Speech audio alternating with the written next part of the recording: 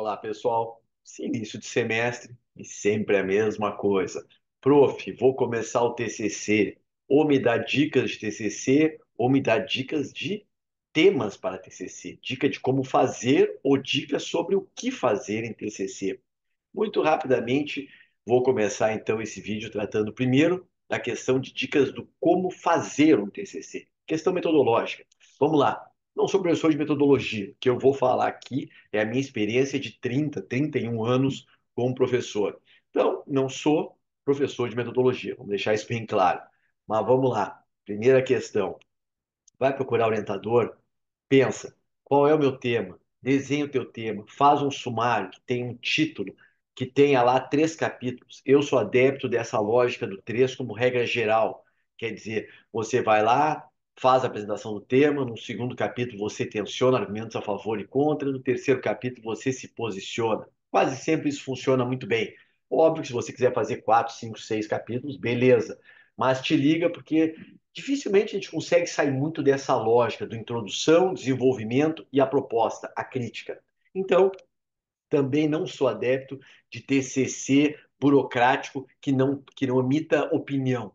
Mostrem a cara. A minha posição é essa. TCC, sim, você também vai falar o que você concorda ou discorda, o que você pensa, o que você propõe até. Claro que não tem o nível de compromisso de uma dissertação e muito menos de uma tese de doutorado, onde você tem que efetivamente elaborar uma tese, uma proposta concreta de mudança, de algo novo, inédito. Não, eu tenho consciência, TCC é bem limitado.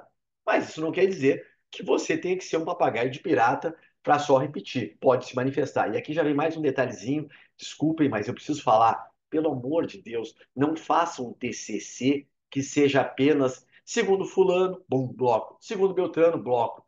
Como diz Beltrano, ciclano, bloco.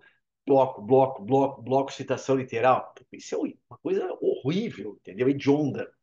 Parafraseia e dá a tua opinião. Mas vamos voltar para a questão metodológica. Propõe algo num projetinho de uma folha que tenha título, 3 partes e mostra para o teu orientador. Ouve o que ele vai dizer e vamos começar a fazer. Define um objeto claro, circunscrito, um objeto que seja viável. Não tentem resolver os problemas do universo. Ah, professor, eu quero resolver o problema da pena privativa de liberdade, porque a pena de prisão não ressocializa. Não vai fazer isso numa porra de um TCC? Nunca, velho. Entendeu? Esquece. Então, pega algo que tu consiga dar conta. Também não propõe fazer uma resolução de todos os problemas do processo penal, ou, por exemplo, desamarrar o nó que é como controlar o espaço de subjetividade de interpretação do magistrado. Amigo, não tem como você fazer isso aí no TCC, entendeu? Então, escolhe um objeto bem fechadinho, bem circunscrito. Pode ser uma coisa pequenininha, simples, que até tu olha e diga, porra, mas é só isso aqui? Aparentemente é só isso aí. Quando você começar a fazer, você vai ver que se verticalizar, isso aí vai ganhando corpo, vai ganhando corpo. Daqui a pouco você faz o TCC e dali você já tem uma dissertação a ser encaminhada e não raras vezes uma dissertação você ainda encontra tese para fazer a tese. Então, não subestime o teu objeto, mas também não superestima a ponto de querer abraçar o universo, certo? Algo enxuto, feijão com arroz, básico, que você dê conta. O TCC ele tem que ter condições de possibilidade, de viabilidade, no tamanho do TCC, nas tuas condições e com a tua musculatura teórica. Então, não viaje demais.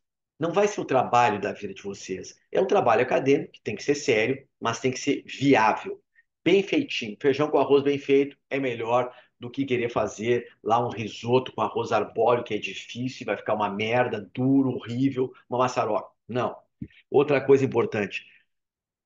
Vão lendo e já vão redigindo. Já abra os capítulos no teu computador, tudo ao mesmo tempo. Você está lendo e está colocando cada leitura, cada argumento daquele autor que é útil, que é bom, na gavetinha do teu TCC, seja no capítulo 1, no 2, no 3, já cita, parafraseia, explica, bota no rodapé. Não sou adepto, não gosto, acho outra merda metodológica, sistema autor-data. Não gosto, para o direito, nem pensar. Para mim, para os meus orientandos, eu quero notinha de rodapé, Lopes Júnior, vírgula Auri, ponto, direito processual penal, vírgula página tal. Lá na bibliografia você então coloca editora, cidade, ano, blá, blá, blá. Mas façam notas de rodapé.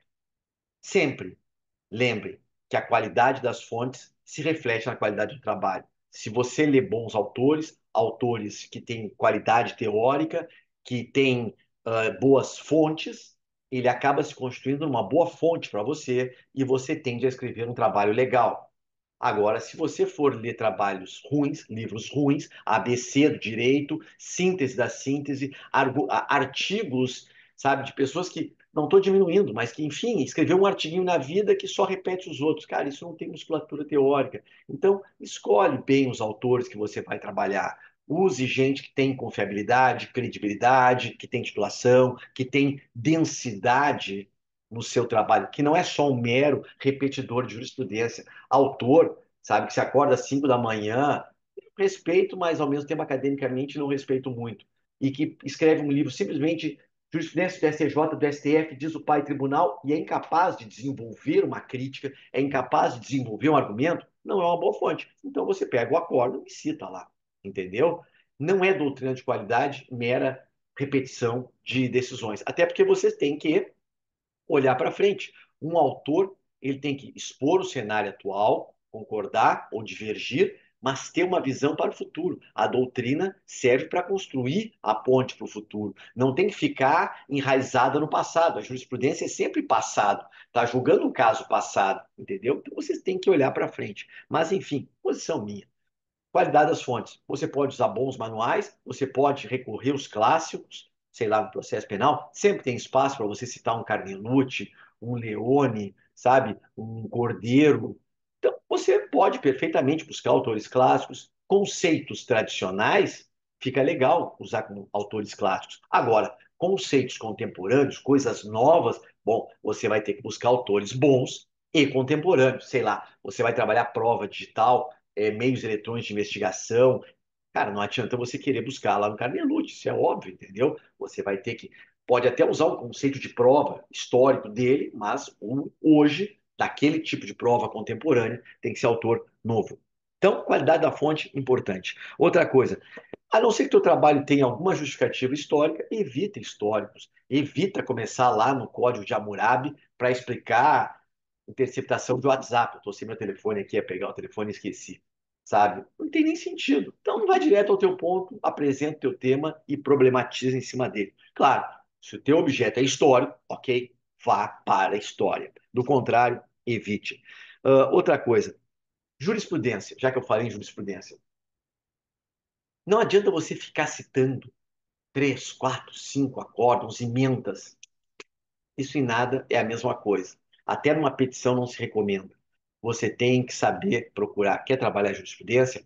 Um acórdão paradigmático, um acórdão que seja um case de estudo, sabe? Por exemplo, você tem decisões do STJ, de outros tribunais também, mas me lembrei agora, STJ, sabe? Voto do ministro Schietti como relator, de busca domiciliar. Você vai encontrar decisões maravilhosas em tema de busca domiciliar, de busca pessoal, de entrada em residência a título de flagrante, o que se exige de visibilidade prévia, interceptação telefônica, interceptação telemática, enfim, decisões muito legais, com muita argumentação, muita musculatura teórica. Bom, ministro Gilmar, enfim, tanto no STJ como no STF, você tem ministros que fundamentam muito bem os seus votos e que geram decisões que são interessantes e que servem para você fazer um TCC ou até uma dissertação, sem nenhum problema. Claro, só que aí é um acórdão. Você vai pegar um acórdão, que é um case study, e você vai mergulhar naquele case e você vai destrinchar os argumentos, você vai mostrar argumentos a favor e contra, e quando no final você vai concordar ou não com a decisão, certo? E vai dar a tua fundamentação. Beleza, mas eu estou falando em um acórdão. Você pega lá um acórdão do STJ recente e tem sobre reconhecimento pessoal, que é um problema seríssimo. Você pega aquele acórdão, você apresenta o caso, você apresenta depois os argumentos da decisão, e aí você faz então a tua avaliação, a tua análise, as tuas ponderações sobre o que você acabou de mostrar e dispor, certo? Bom, isso aí é muito legal. Falei de qualidade das fontes. Posso usar artigos publicados na internet? Perfeitamente. Hoje nós temos revistas eletrônicas de muita qualidade que eu até recomendo meus alunos diariamente tenham o hábito de abrir um site como, e aqui eu não estou ganhando nada, só estou dando exemplo, Migalhas, Conjur, síntese criminal, síntese jurídica, enfim, mas migalhas com juros, que é os que eu manejo mais diariamente, amigo, você abre aquilo ali, você sempre tem colunas boas, bem escritas, de autores renomados, sobre temas atuais.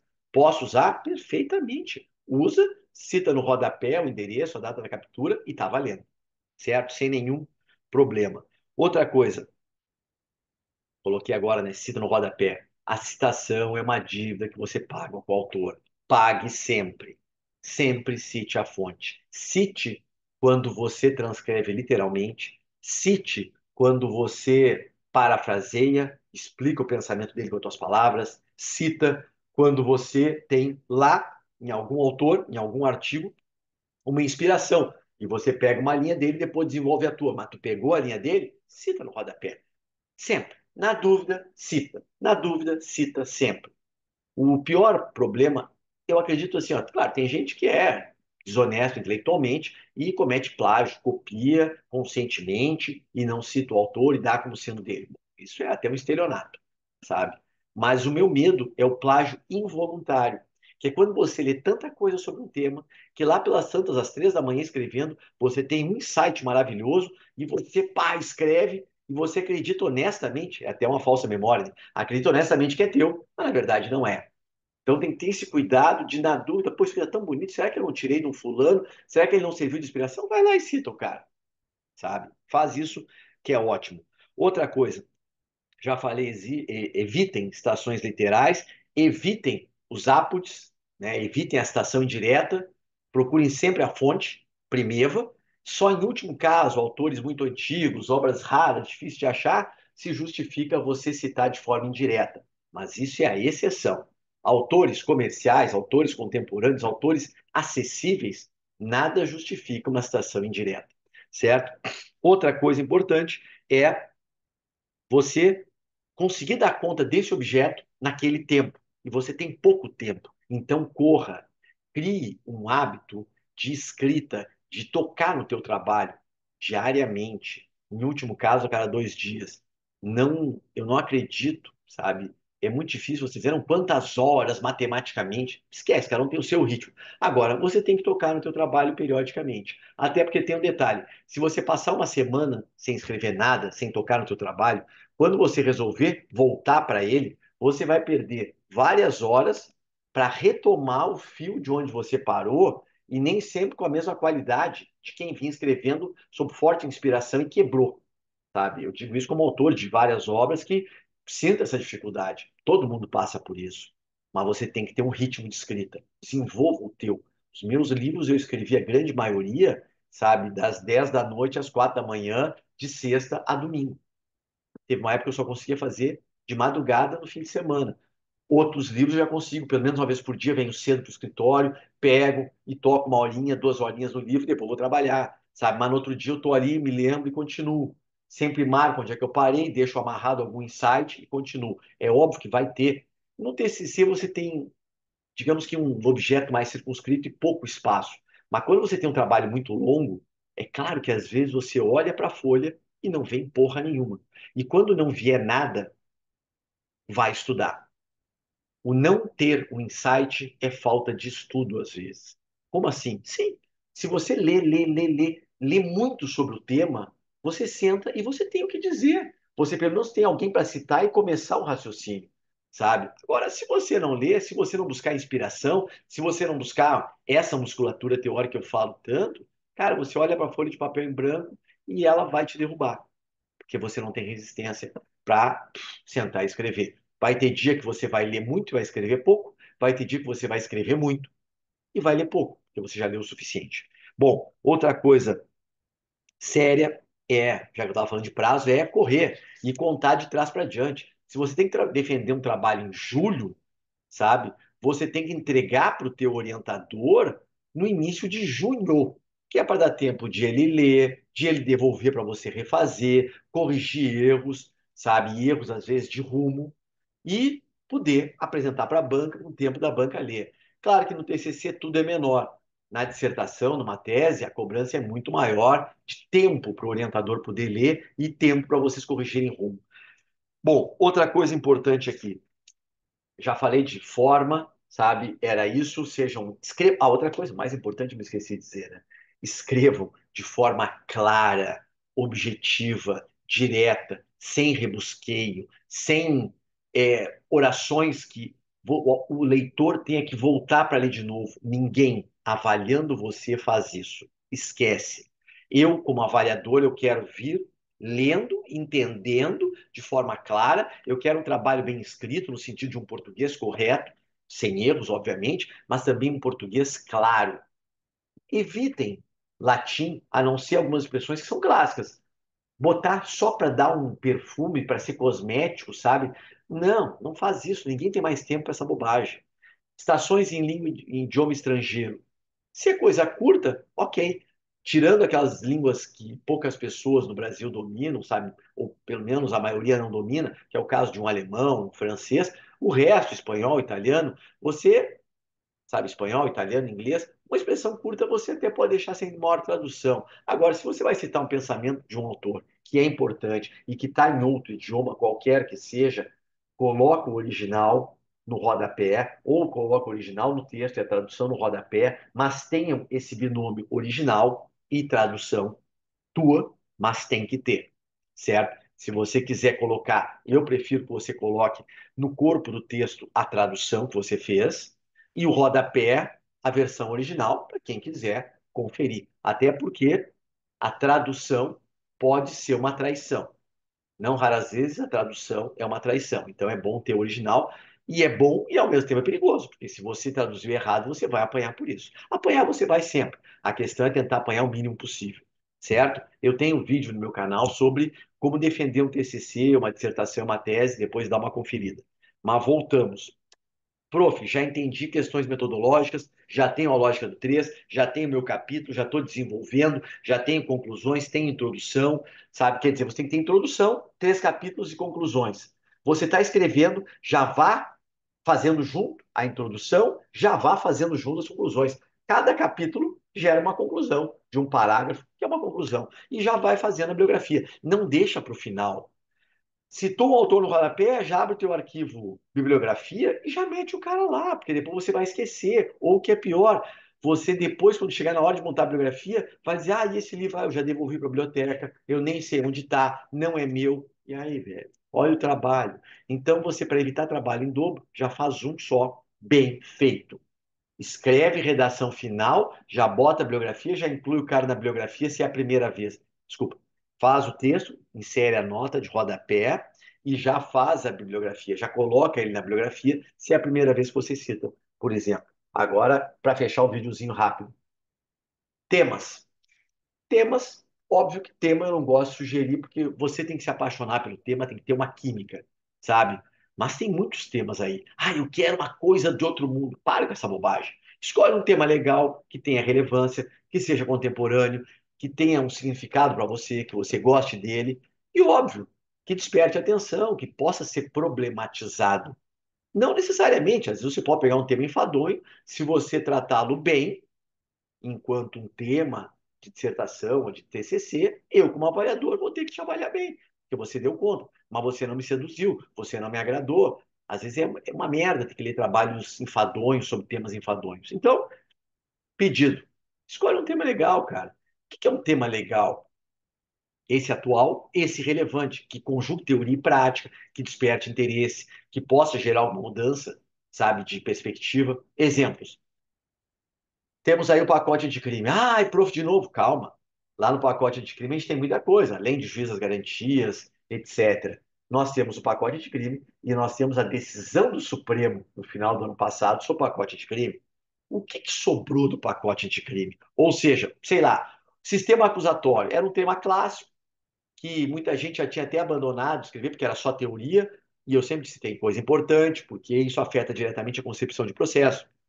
Bom, hoje vocês estão vendo, está lá no terceiro A. O processo penal terá uma estrutura acusatória.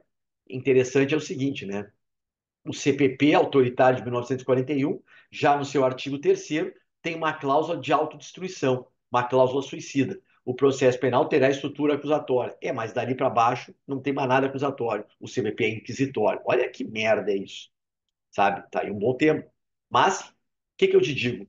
Pode trazer a concepção de sistema inquisitório e acusatório, mostrar o pacote de crime e mostrar, e aí vem o grande valor do teu TCC, qual é a concepção, ou seja, o acusatório à la STF, que eu não concordo. Acho que o Supremo ali fez uma interpretação muito equivocada. Mas você pode dizer, bom, isso aqui é o sistema acusatório. Agora nós vamos ver qual é a interpretação à la STF. O que o Supremo interpretou do terceiro A, que permite que o juiz vá atrás da prova nos termos do 156, que mata a matriz. Esse é um exemplo, sabe? Juiz das garantias.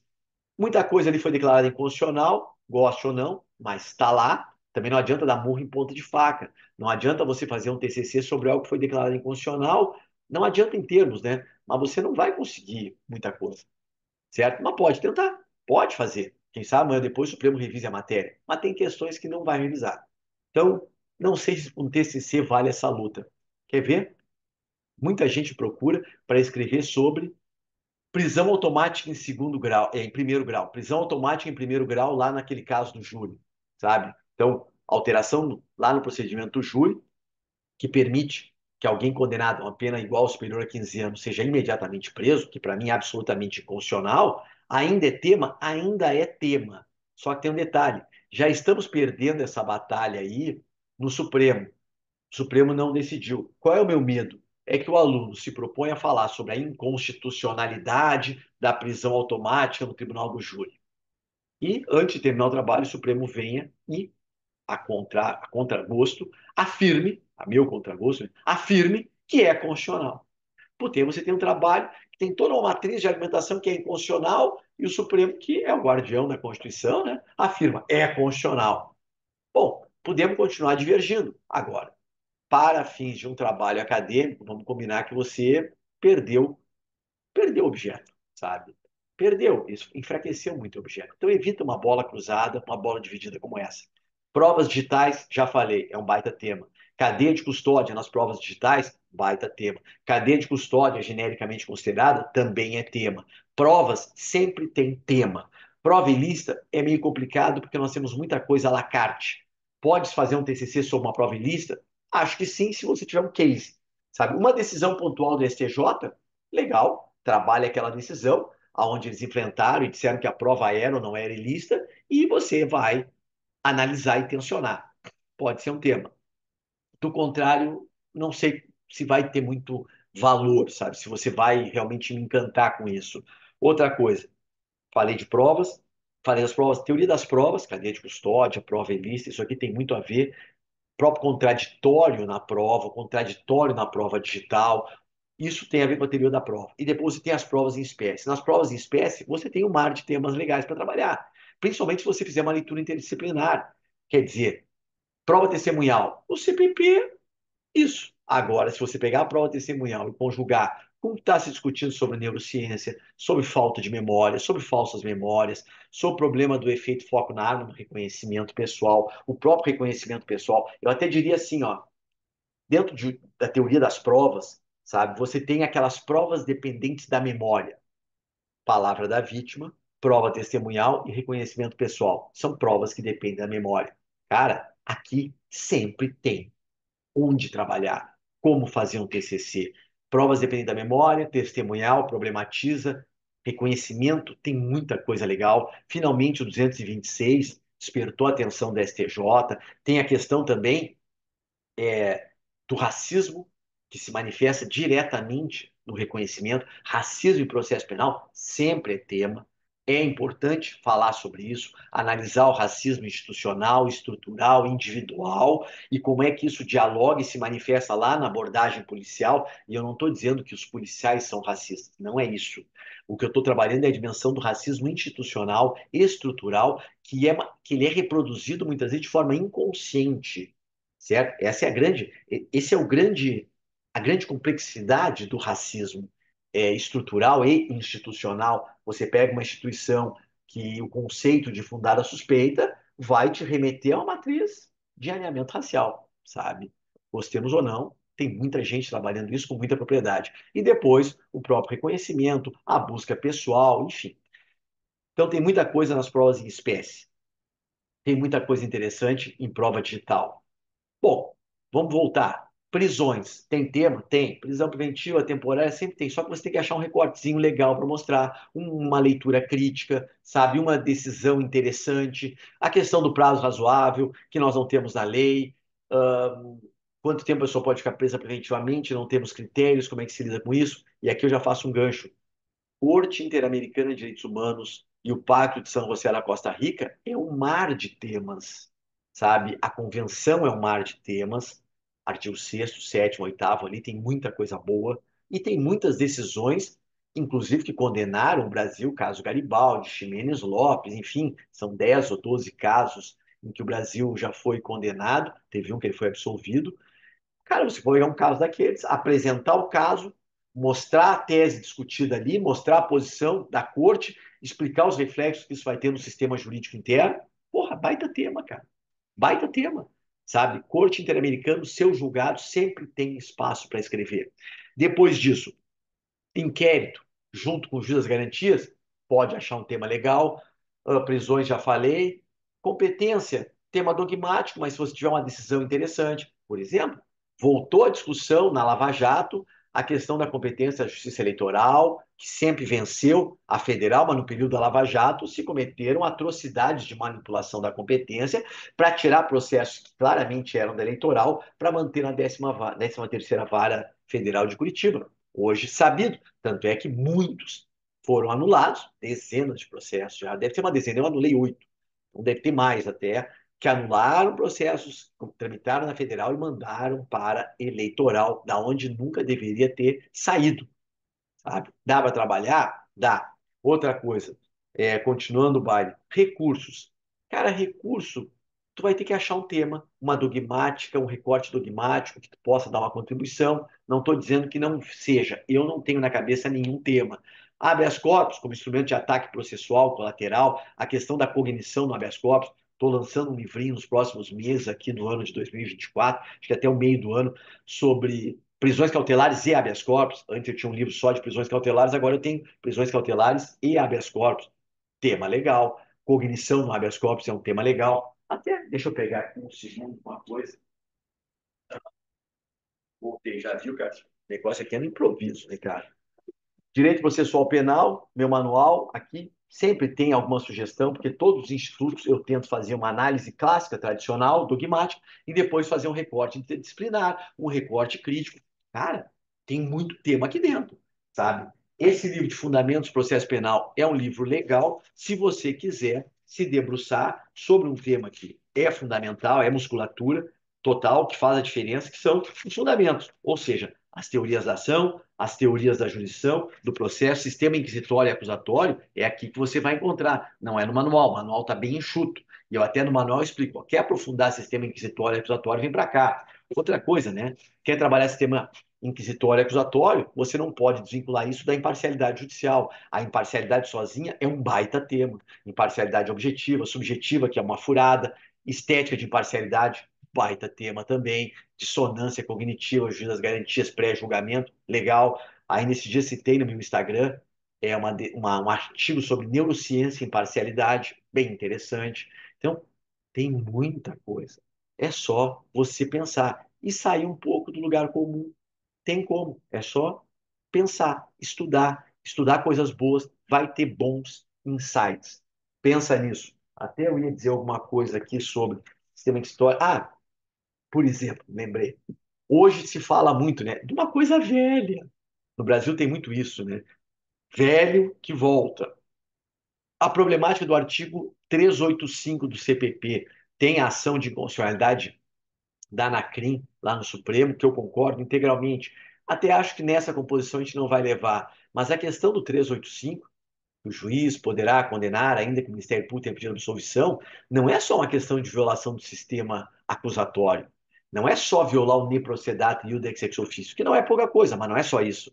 Estudem o objeto do processo penal, a pretensão acusatória, o poder de punir, para você ver que isso é uma violação do poder de pretensão, isso é uma violação de estrutura de objeto, isso é contrário ao objeto do processo. Pouca gente fala sobre objeto do processo penal. Aí tem muita gente falando em pretensão punitiva. Está errado. Na minha leitura, é poder punitivo. E o MP não tem pretensão punitiva. O MP tem uma pretensão acusatória. Vai dizer Carnelucci. Ao MP compete o poder de promover a acusação, não de punir. Punir é poder, está na mão do juiz.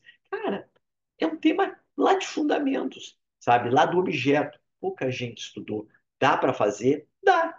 Fica muito legal você tratar do 385 à luz do objeto. Eu faço exatamente isso há muito tempo nesse livro, entendeu? Mas, enfim, pensem. Pense em um tema legal, um objeto legal, faça um recorte, dê uma contribuição, faça uma leitura interdisciplinar, sempre que possível, e sempre é possível. Abram para psicologia, para psiquiatria, para antropologia, para sociologia, para neurociência, abre a cabecinha. Faz isso que é um diferencial muito importante, certo? Segundo, escreve de forma clara, direta e seja honesto. Faz um feijão com arroz bem feito que tem todo o valor do mundo.